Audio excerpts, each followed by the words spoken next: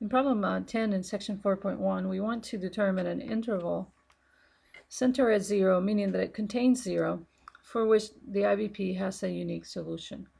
Now this is the initial value problem, the IVP, that we're given in number 10. And if we use theorem 4.1.1,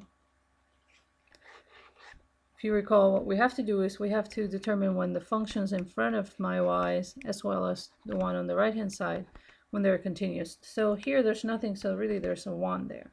So we have function 1, we have tangent x, and we have e to the x.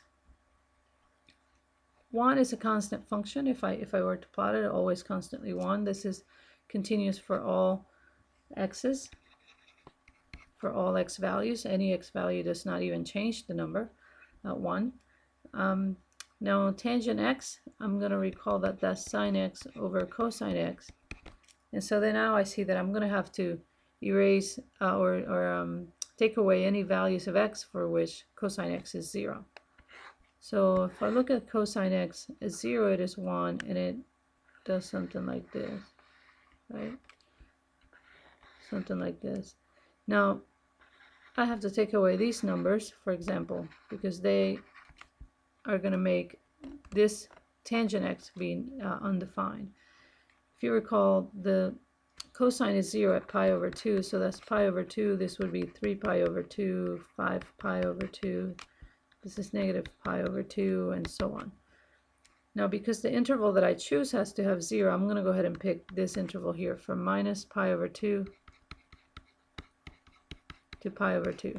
And there I know that the tangent is defined because the cosine is never 0 in there. And that interval contains 0, so that one should work. E to the x is continuous for all x. The next thing I have to check is that the number or the function in front of my my derivative of highest of order 2, in this case y double prime, that whatever is in front of it never is 0. Well, 1 is never 0 for any values of x, so I don't have to exclude any more values. And finally, my interval is only restricted by the tangent x, and so that means that my interval is minus pi over 2 to pi over 2. And we're guaranteed a unique solution there.